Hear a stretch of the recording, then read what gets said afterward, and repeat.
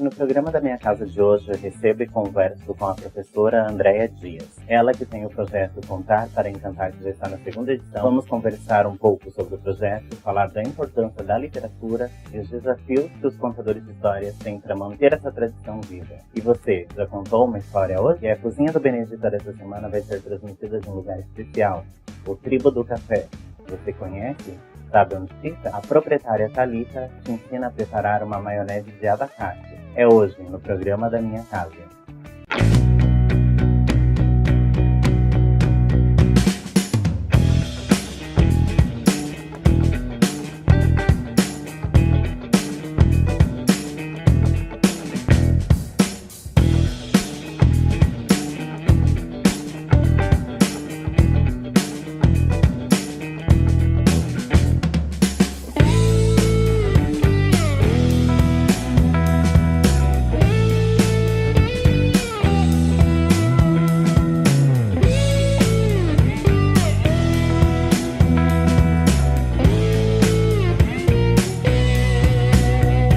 No programa da minha casa de hoje, eu recebo a professora Andréia Dias. Ela vem contar um pouco pra gente sobre o ato de ler e o ato de contar história. Tudo bem, Andréia? Tudo bem. Prazer em recebê-la aqui. Prazer é meu. Andréia, eu quero que você fale um pouco pra gente da importância da literatura e um pouco da sua formação enquanto professora. A literatura, ela abre o imaginário da criança. Ela dá o direito da criança sonhar num mundo melhor, numa condição melhor, de se reconhecer através dos conflitos nos contos de fada, por exemplo. Universo lúdico. Né? O universo lúdico o universo lúdico faz parte da criança. Ela precisa dessa vivência. Em relação à minha formação, eu comecei como mediadora de leitura vai fazer 10 anos num projeto na qual fui convidada. E aceitei e deu muito certo. Me perguntaram, mas você já faz isso há muito tempo? A minha vivência, eu venho do teatro, né? Mas quando criança, eu acredito que eu era um saci com 2 pernas, porque tive contato com a literatura muito cedo e sou filha de pescador, então eu cresci ouvindo os causos, né, que meu pai contava. E depois desse convite e permanecer como mediadora de leitura, eu fui buscar mais. Fui a Florianópolis fazer um curso que chama Oficina Literária Boca de Leão, da Biblioteca Pública do Estado, onde tinha uma seleção na época e eu fui selecionada a participar desse curso. Duraram 4 anos. Nesse meio tempo, eu fui para fazer pedagogia, me formei pedagoga e busquei algumas especializações. Uma delas é na literatura infantil e na contação de histórias. E me vi num projeto, que era o Instituto Caracol, como contadora de histórias, né? A vida foi me levando a ser uma contadora de histórias. E hoje, além do Sinergia, onde eu trabalho como professora de literatura infantil e narrativas visuais, eu também faço projetos, né? O Contar para Encantar é um projeto do ano passado, que foi contemplado ano passado no edital Vilma Mata 2017, e esse ano, para nossa surpresa, no edital Vilma Mata 2018. Contemplado novamente. Sinal que foi sucesso, que deu certo. Foi sucesso. Para te ter uma ideia, foram 3 escolas contempladas, escolas do município. A gente tinha uma média de contemplar 700 ou 800 crianças, foram 1.903 crianças. Superou as expectativas. Esse ano a gente quer chegar a 2.400 crianças, porque esse ano são 5 escolas e o SIC, essa é a novidade. Estou levando o projeto Contar para Encantar no SIC com 2 sessões, né, no dia 23 de novembro, às 10 horas da manhã a primeira sessão e às 15 horas da tarde a segunda sessão. A gente vai deixar escrito aqui embaixo para quem quiser ir lá conferir. O SIC é o Centro de Cultura, né, de Navegantes. Para quem quiser conferir, a gente vai deixar descrito as datas e horários, ou se não, acessa o site que também a gente vai descrever depois para vocês entrarem. E o projeto começou no dia 14 de 9. A primeira escola foi a Escola Municipal Professora Giovana Soares da Cunha, onde lá teve 4 sessões. Depois foi no dia 5 de 10, na Escola Municipal Professora Maria Austin da Costa, em Navegantes, é conhecido como Porto das Balsas. A próxima escola é a Escola Municipal Leonora Schmidt, com 2 sessões, no dia 19 de 10 de outubro. Temos ainda a Escola Municipal Professora Badia de Faria, que é o Carvão, bairro Carvão, conhecido como Carvão, dia 9/11. O dia 23/11 no SIC, com 2 sessões, que é o Centro Integrado de Cultura. E a gente fecha no dia 30/11 na Escola Clarinda Maria Gaia. Agenda cheia. Agenda cheia. Esse ano, esse mesmo projeto do Contar para Encantar, nós fomos convidados para participar da FECONTE, que é o Festival Nacional de Contadores de História de Balneário Camboriú, que aconteceu no dia 26 de setembro. Então, nós abrimos com a Academia Brasileira de Contadores de História, na qual eu faço parte, no dia 26. E no dia 27, nós estreamos o espetáculo no Nix, em Balneário Camboriú, com 2 sessões, auditório lotado. Era uma média de 330 lugares, tinham 360 crianças. Foi um sucesso, assim, com lista de espera para os professores e para as escolas de Balneário Camboriú. E só fazendo uma ressalva, que essa entrevista era para ela ter acontecido antes, né? A gente não conseguiu gravar antes, justamente pela agenda, né, do festival. Não, realmente é bem corrido, porque eu não trabalho sozinha, né, Isaac? Eu tenho uma equipe comigo que vai, a gente vai e faz e acontece. Eles também têm uma agenda bem cheia. Além de eu ser proponente desse projeto, eu também faço parte na contação de histórias, junto com o Fábio Aurélio Castilho, de Balneário Camboriú, e a Bruna Piorani, que é uma cantora também de Balneário Camboriú, que faz a parte de sonoplastia do espetáculo. E deixa eu te fazer uma pergunta agora. O fato de você ser atriz, de você ter essa vida de teatro, né, essa vida aí dos palcos, facilita na hora de contar história? Com certeza. Se tu for ver hoje, analisar, uma grande gama de contadores de histórias, ele vem do teatro, né? O teatro, tu trabalha o corpo, tu trabalha a voz, tu trabalha a entonação de voz, a postura, e isso te ajuda muito. Nesse espetáculo, Contar para Encantar, foi interessante você me perguntar isso, porque nós usamos elementos do teatro como máscara. E quando a gente chega numa escola, onde a criança pergunta, prof, mas é teatro que vai acontecer? Eu digo, não, é uma contação de histórias. E qual a diferença? Aí eu passo para a criança que no teatro o autor é o protagonista da peça e na contação de história é a história o protagonista e não o contador, né? E a criança consegue compreender perfeitamente a diferença de um contador de história e de um ator, né? Fica bem claro para ele. Eu lembro que na minha época de criança, meu pai ele contava muita história, meu avô, né, por parte de pai, contava muita história, e meu avô, por parte de mãe, por ser pescador, também contava muita história. Eu penso assim, você que está mais à frente da contação, as famílias têm esse hábito hoje em dia? Por isso que nasce o contador de história, o profissional que hoje em dia conta história, porque isso se perdeu. Hoje em dia a família trabalha, né, e não tem mais quem faça esse papel, né, dentro da família. Às vezes a avó ainda consegue fazer esse papel, a avó ou o avô, mas fora isso vai se perdendo. Por isso que eu vi a necessidade de levar para as escolas esse projeto, né? Para que a criança entenda o que é o folclore. Né? Quando a gente fala em folclore, quando você pergunta para uma criança, o que é folclore? Ela me diz, folclore é o Saci Pererê. E folclore não é só o Saci Pererê. Né? A palavra, outros personagens. A palavra folclore, ela vem do inglês. Folklore, que significa sabedoria de um povo, conhecimento de um povo, né? E esse conhecimento não pode ficar restrito a um único dia, o dia 22 de agosto. Ele é muito, muito mais do que isso, né? Sabedoria de um povo é aquela sabedoria de todo dia. É o chazinho que a avó faz, é a comida típica que a mãe faz, né? É a vestimenta. São os costumes. É a cantiga, é a dança. E a criança tem que compreender isso. Né? E isso é fantástico quando eles entendem que esse conhecimento está intrínseco dentro deles, né? E vem passando de geração para geração. E hoje, quais são as dificuldades que os contadores de histórias enfrentam, hein? Os desafios e as dificuldades? Hoje em dia, Isaac, a gente vive numa era do politicamente incorreto, né? Você não pode falar de bruxa, você não pode falar de lobisomem, que elas confundem o simbólico com o imaginário, né? E isso nos dificulta conseguir contar uma lenda, conseguir contar um mito para a criança. Só que, para isso foi criada a Academia Brasileira de Contadores de História com sede em Florianópolis, para que nós consigamos levar as histórias como elas são, na íntegra, porque o medo é inerente ao ser humano.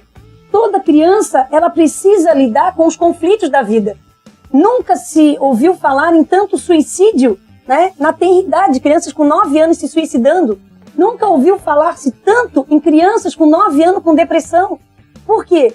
Porque elas são podadas a lidar com esses conflitos, com os conflitos internos.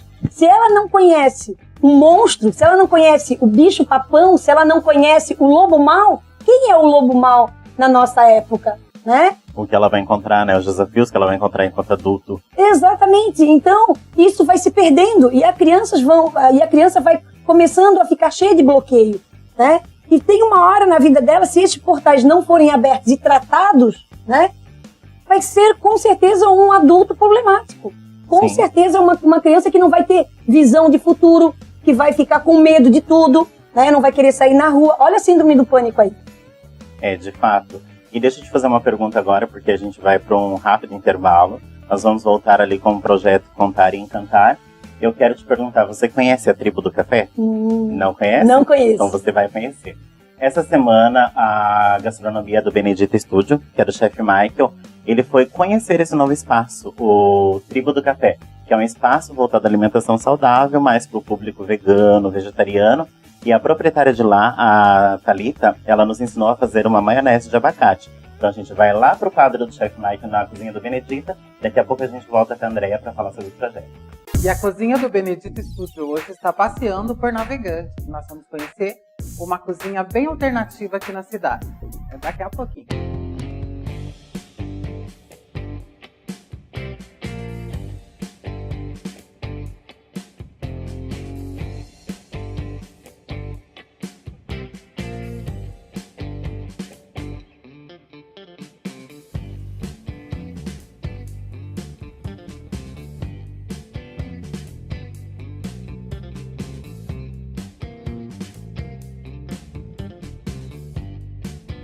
E a cozinha do Benedita hoje veio visitar a Tribo do Café, um espaço alternativo que tem aqui em Navegantes, uma cafeteria muito gostosa. E eu tô aqui com a proprietária e cozinheira da cafeteria também, a Thalita. Então, Thalita, conta pra nós como que surgiu a ideia da Tribo do Café. Então, a ideia da tribo surgiu juntamente com a minha irmã, da falta mesmo que a gente sentia aqui na cidade de ter um local aconchegante e com opções variadas de salgados, sem glúten, sem lactose, low carb, para poder tomar um café e também um local bacana para poder almoçar, comer uma comida gostosa, comida de verdade e saudável, né? Nós estávamos até conversando, né, que eu, como mantenho essa alimentação, eu tenho muitas dificuldades de comer, porque se você sai por aí, quer comer, você tá com fome e quer fazer um lanchinho na rua. Você não tem uma opção de qualidade. Ou você tem fritura, ou você tem fritura, que é o velho pastel, aquela boa coxinha. Não que seja ruim, mas você comer aquilo em excesso, a gente sabe que não vai te fazer bem aquilo. E aqui na Tribo você encontra assim, tem coxinha também, mas é uma coxinha assada, é uma coxinha diferente. Tem muitos assados. Conta pra nós o que tanto que é o cardápio de vocês, assim. Não é pra quem tá de dieta, né? Deixar claro isso, que não é pra pessoas de dieta.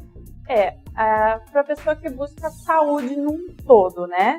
Fugir daqueles locais que só tem farinha branca e açúcar branco como opção, açúcar refinado.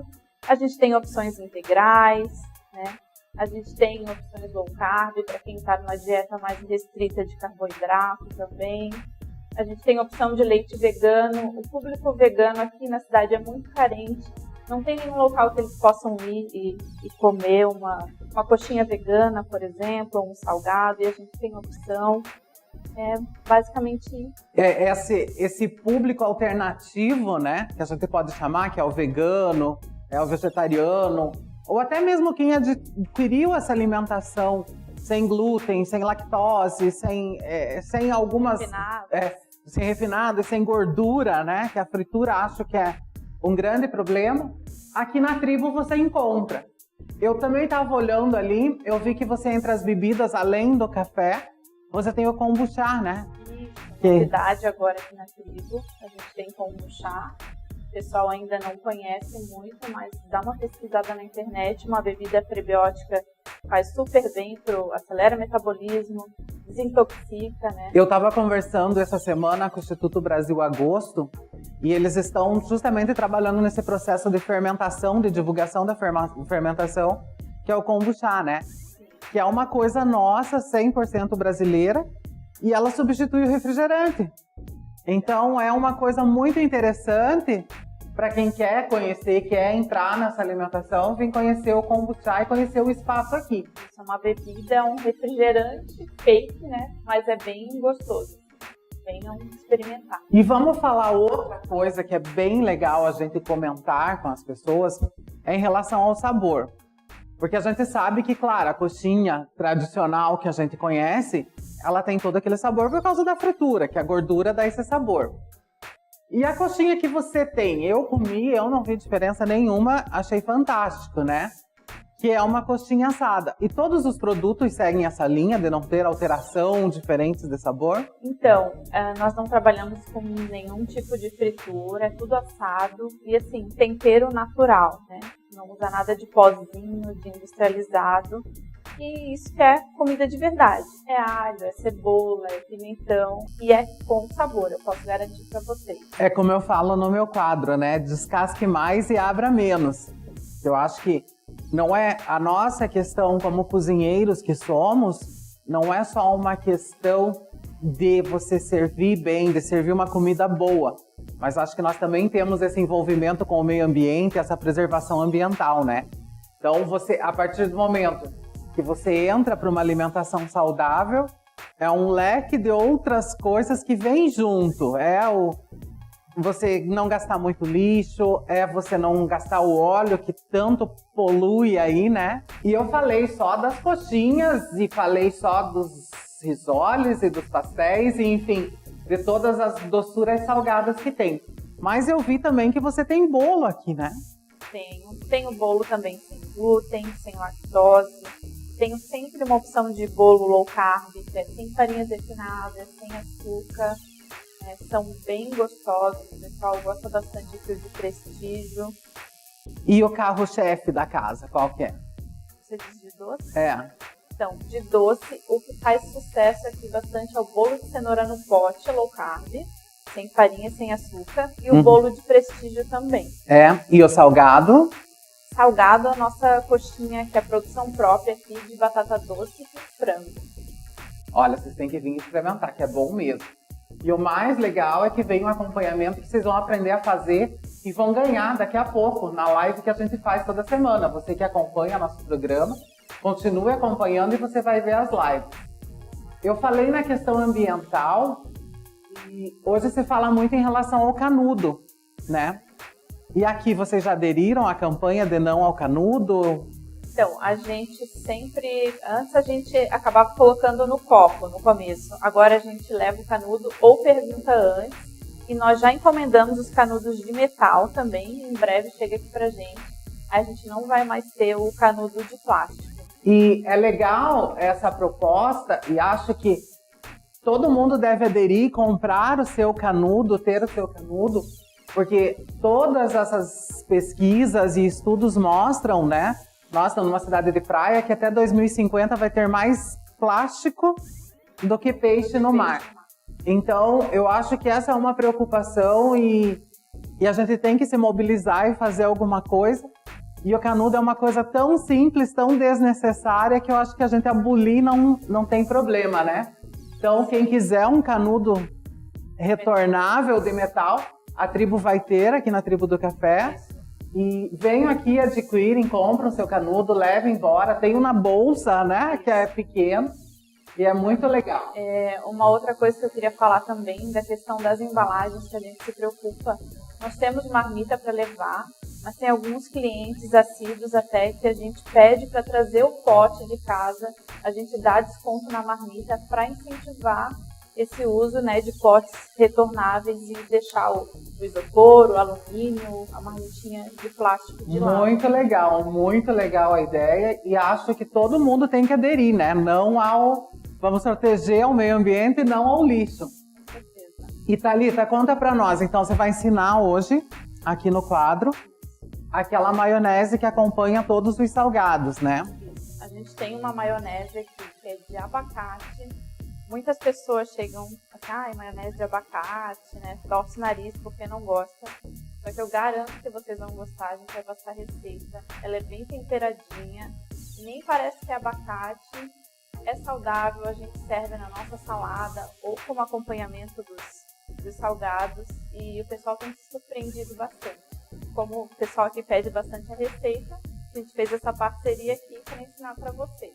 Thalita, e conta pra nós, quem quiser conhecer a tribo nas redes sociais, vocês têm redes sociais, tem o endereço de vocês passam pra gente? Temos sim, temos o Facebook, o Instagram, que é Tribo do Café mesmo, Instagram @Tribo do Café. E também a questão do cardápio, a gente posta todo dia no final do dia o cardápio do almoço do dia seguinte. Nós ficamos localizados aqui na Avenida Conselheiro João Gaia, número 798. É uma galeria aqui, tá? Fica do lado da Clínica Humana. O WhatsApp de vocês? Temos o WhatsApp, é 99707-3513. Venham, gente, que vale a pena conhecer. É uma novidade aqui em Navegantes, que não tem nada parecido. E eu acho que é de atitude como essas, que tenha mais 50 com a mesma proposta, tanto em questão de comida saudável, quanto em questão de menos poluição, quanto toda essa problemática que nós, como cozinheiros, tentamos resolver. E a tribo é um lugar fantástico e venham conhecer mesmo. Lembrando que a maionese é gordura, né? Vamos substituir, como diz a Bela Gil, vamos substituir a nossa gordura ruim por uma gordura boa, que é a gordura do abacate, né? Vamos lá, então? Vamos começar a receita, vou passar para vocês quais os ingredientes, tá? Primeiro nós temos aqui um abacate médio, tá?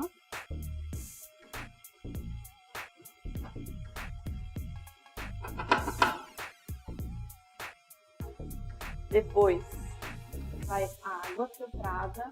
A água a gente tem que colocar e vendo a consistência mesmo.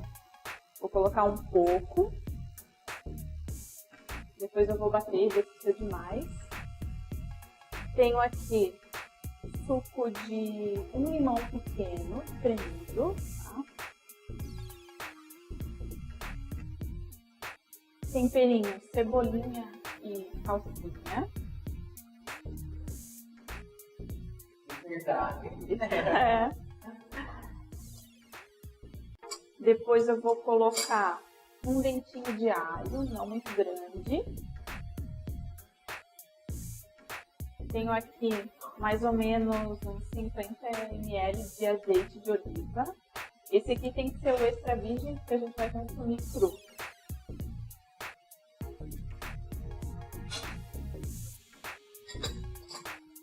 E o sal é a gosto, tem que também colocar e ir provando.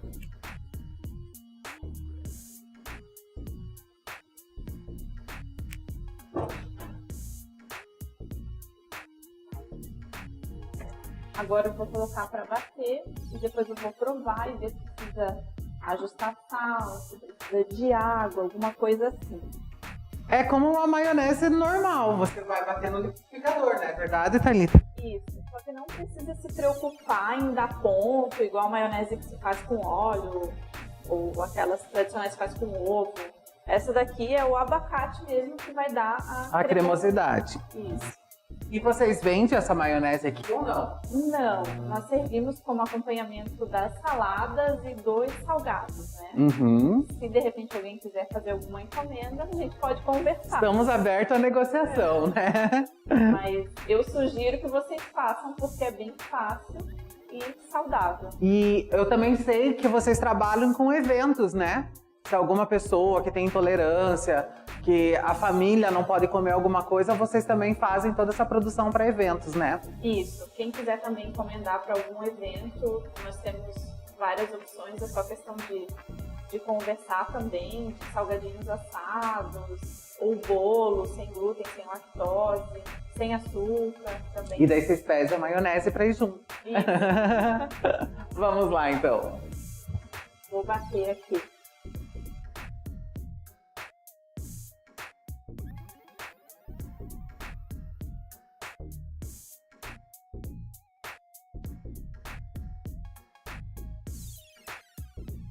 Finalizamos aqui a nossa maionese de abacate. Vou provar para ver se precisa ajustar alguma coisa. Que aí vai do gosto de sal.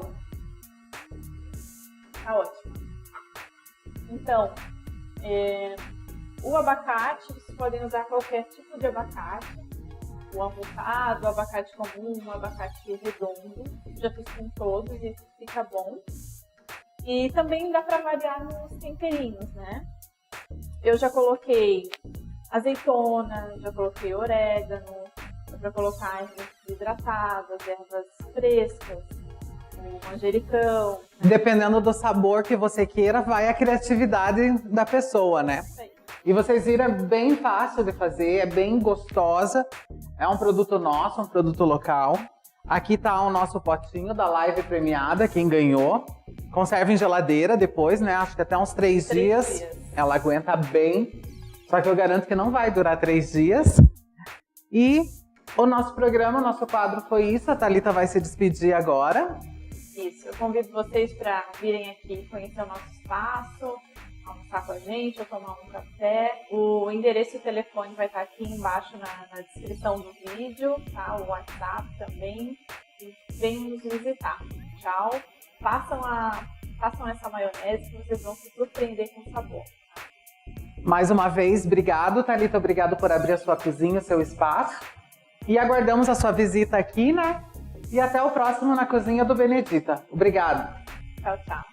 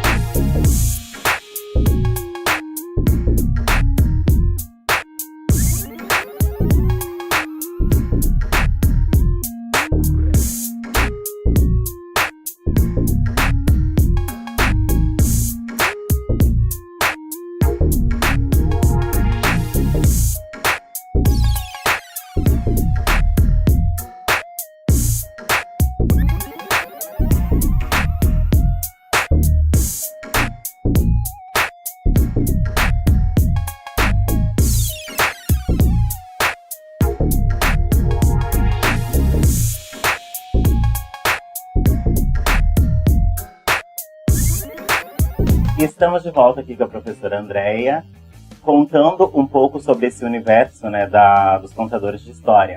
E ela veio aqui também para falar sobre o projeto Contar e Encantar, que já está na 2ª edição E eu vou deixar para ela, que conhece mais do que eu o projeto, eu dei uma lida no projeto, fiquei por dentro um pouco, mas nada como quem vivencia para contar. Você pode contar pra gente um pouco? Esse projeto, ele surge há muitos anos atrás, a partir do momento que eu fui fazer um projeto do governo federal, que é mais cultura nas escolas, que veio para suprir o Mais Educação, e eu vi a necessidade da criança conhecer um pouco mais o nosso universo dos mitos e das lendas, conhecer mais do folclore brasileiro. E ele ficou durante alguns anos engavetado, até que ano passado eu consegui uma equipe boa para colocar ele, né, em pauta e realmente fazer ele acontecer. Eu consegui, graças a Deus. Foi um sucesso. Como acontece? Além do espetáculo acontecer, tem a oficina, onde 2 grupos, um matutino e um vespertino, criam um boitatá, que é um personagem do folclore brasileiro. Esse boitatá, ele interage no final da contação com o espetáculo e com a plateia. Então a criança, ela se sente parte do espetáculo, por isso que ele é um sucesso. O boitatá, ele fica para a escola, nós damos de presente para a escola, para que as professoras possam usar de forma lúdica para o aprendizado da criança. Até para gerar mais contação, né? Até para as crianças interagirem ali, continuar essa história de onde ela foi parada. Com certeza. Quando a gente pergunta para a criança, quem sabe contar a história? 4, 5 levanta a mão, e quando você vê uma criança que não se reconhece como um contador, e você pergunta para ele, você sabe contar a história? E ele diz não. E você começa a fazer perguntas. Onde ele nasceu? Quem são os pais dele? E ele começa a perceber que numa conversa informal ele conta a história dele, né? Porque a partir do momento que nós nascemos, nós somos constituídos de história. Sim. Cada um começa a contar a sua história. E ele se vê um contador de história. E isso é fantástico.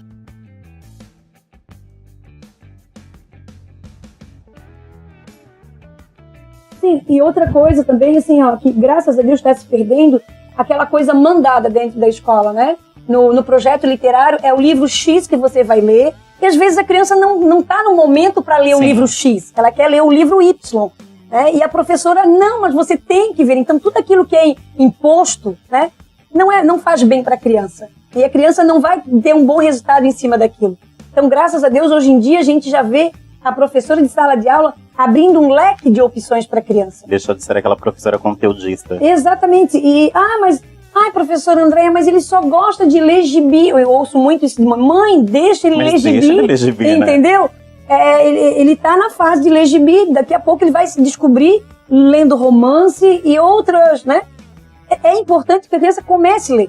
Independente do gênero que ela vai querer, deixa ela ler. O importante é que ela leia, que esteja ali para ela, né?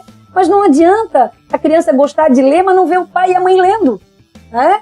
Ela precisa ter um referencial, e o maior referencial de uma criança é o pai e a mãe que convivem com ela. Mas um pouco também acho que o problema nosso atual é a tecnologia, né? Porque a gente até estava conversando antes de começar a gravar a entrevista, que hoje, assim, por conta do tempo que a gente tem, a pauta de tempo e tal, então é mais prático você dar na mão de uma criança um tablet, um celular, para ele ficar entretido no desenho, do que você dar um livro ou ler um livro para uma criança. A tecnologia, ela bem usada, ela vem para favorecer e para ajudar. Isso é, né, inevitável. Só que nada substitui o livro. O prazer, cheiro, né, do livro, o prazer do livro, o prazer de você ler e reler aquela história. Isso é fantástico. Isso não pode se perder.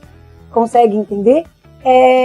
E o contador, ele tem essa missão de contar, fazer com que a criança se apaixone tanto por aquela história que faça ela ir buscar a história. Eu lembro que quando eu entrei na Semana de Monteiro Lobato, a bibliotecária da escola na qual eu leciono me chamou e disse: André, você está trabalhando no Monteiro Lobato? Eu disse: sim. Pelo amor de Deus, a gente não tem mais livros, porque as crianças levaram todos os livros, e é o maior acervo que a escola tem do Monteiro Lobato. Mas quem é que não gosta de Emília, de Visconde de Sabugosa? Exatamente, e trazer isso para a criança, quando eles ouvem a história da cigarra e da formiga e fazem por conta própria essa imersão nos dias de hoje, traz do imaginário e levam para a realidade na qual eles estão inseridos. Eu lembro que a gente, estudando sobre os personagens do Monteiro Lobato, eu perguntei para as crianças: e o que vocês acham, conhecendo a vida de Lobato, que era a Cuca? Quando ele pensou em fazer a Cuca. professora, a Cuca era o governo na época que perseguia Lobato. Que tal? Consegue entender? A inferência, né, da criança. Exatamente. Então, assim, por quê? Porque eles compreenderam que o Visconde de Tremembé, que foi uma figura importantíssima na vida de Lobato, que foi o avô dele, né?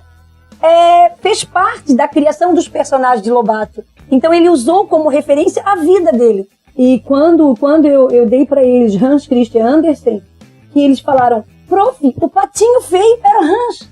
Que foi, né? Pelo fato dele ser alto, pelo fato dele ser magro, ele sofreu ao longo da vida muito preconceito. E isso nós estamos falando de crianças de ensino fundamental, séries iniciais? A gente está falando de crianças de séries iniciais até o 5º ano.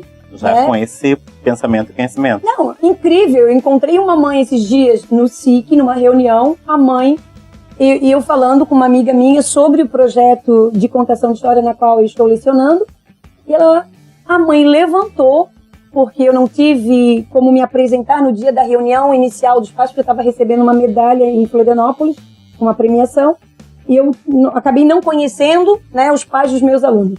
E ela pergunta, você é a professora Andréia que dá aula no Sinergia? Eu disse, sim, sou. Eu gostaria de parabenizar, porque a minha filha está no 2º ano, ela chegou em casa e falou, mamãe, você sabe quem foi Esopo? Você sabe o que é uma fábula? Né? Então, assim, acho que é a realização de qualquer professor. Sim. Né? Saber que esse universo imaginário, que esse universo está tão próximo da criança, faz com que eles entendam a necessidade de conhecer, né? A necessidade de conhecer a formiga e a cigarra, nas duas versões, tanto de La Fontaine e de Esopo, e de Monteiro Lobato, desculpa, e que eles possam escolher. Porque a criança nem sempre quer ser o mocinho da história, entende? A gente precisa de vilões também. A gente precisa de vilões, e eles têm que encontrar esse vilão dentro deles, né? Para que eles possam lidar com o conflito da vida. Isso é fantástico. E quem conta um conto realmente aumenta um ponto? Com certeza. Principalmente um conto popular, né? Você pode ouvir uma história 1000 vezes, sempre ela vai lhe cair de uma forma diferente. Nunca vai ser a mesma história. Nós estamos mudando a todo instante, e a história também muda. Sim. Né? A velha brincadeira do telefone sem fio, né? Um ouve uma coisa, chega lá no final outra. Mas isso é legal, né? E é interessante quando a criança já ouviu a história e eles têm a necessidade de ouvir novamente. Porque ficou algum portal ainda aberto que precisa ser fechado dentro daquela criança. E não existe maneira melhor de você falar sobre os seus conflitos internos, sobre a morte, sobre o medo, através de uma história, de uma boa história, de forma lúdica. A criança consegue entender isso perfeitamente. E eu penso assim, o que falta mesmo para nós, né, para a geração que está vindo, para a geração que está aqui, né, para nós, é o fato de ler mais, né, que a partir do momento que você lê, você toma conhecimento das coisas, a sua cabeça ela se abre, né, seu leque se abre. Sim, segundo como nós estávamos conversando, a última pesquisa, o brasileiro ele lê um livro por ano, né? Isso é inadmissível. Então começa por quem? Em casa, com os pais, são os primeiros educadores dos filhos, né? E dá continuidade à escola, mas a escola tem que abraçar o contador de história. A escola tem que dar oportunidade para que as crianças possam ouvir diversos contextos de história, né? Possam ouvir desde literatura infantil, possam começar uma aula com uma poesia, com um poema. Isso é fundamental para a construção daquela criança. Não falando mal, mas na minha época, né, de adolescente, eu só lia a coleção Vagalume, né, que era o que a escola trabalhava, nas professores de literatura. Então, assim, eu decorei tudo da coleção Vagalume. E quando eu quis ler coisas novas, eu tive que procurar por mim mesmo, né? Porque a escola não tinha. Então, fui para a biblioteca pública, para outros lugares, para poder ter acesso a outras literaturas. Isso também dificulta dentro das escolas essa restrição de livros, né? Sim, porque aí a criança, em vez de ser prazeroso, vai ser algo maçante. A criança não vai gostar de ler, porque é imposto. E tudo que é imposto não funciona, né? Eu sempre falo para os meus alunos, aqui é uma via de mão dupla, né? Vocês me ensinam e eu trago um pouco de conhecimento para vocês. E a partir do conhecimento de vocês e do meu conhecimento, a gente forma um único conhecimento. Sim. Consegue entender? E eles compreendem que fazem parte desse processo, né? Que um professor, ele não sabe tudo. Que um aluno não sabe nada. E a partir do conhecimento do aluno com o conhecimento do professor, eles vão compreendendo melhor a vida e as questões. né? Sai daquele professor tradicional, contentor de todo saber. Isso não existe mais. Sim, aquele autoritário, né? Exatamente. Então, como diz a diretora da qual escola onde eu trabalho, você é a única professora que, quando falta, eles fazem questão de repor a aula. Isso é bom. Isso é maravilhoso. Porque quando eu chego na escola, devido a algum trabalho fora na qual eu tenho que me ausentar, prof, quando é que você vai repor a nossa aula? Né? E eles cobram muito. Então, a partir do momento que bate o intervalo para aula de literatura infantil, eles não querem botar mais a mão em nada. Não, agora é a aula de literatura infantil. E os livros de narrativas visuais, na qual eu trabalho sempre com livro premiado, Roger Mello, André Neves, são livros que fazem a criança ser um ser crítico. São livros que têm o texto implícito nas imagens, nas figuras, e eles vão me contando a história, né? O que está acontecendo nessa imagem? E eu lembro de um livro do Roger Mello que conta, é um livro de narrativas visuais, aonde a criança me questionou o fato de uma baleia, de uma flor estar em cima do esguicho da baleia, e ela perguntou, mas professora, quem me diz que aquela flor em cima do esguicho da baleia não foi uma forma dela poder atrair a anta para devorar a anta? E isso é fantástico, quando a criança tem vários olhares em cima de uma mesma imagem, uma outra expectativa, diferente daquilo que eu não tinha chegado ainda ali, né? Feita aquela leitura que ela fez. Isso é muito legal.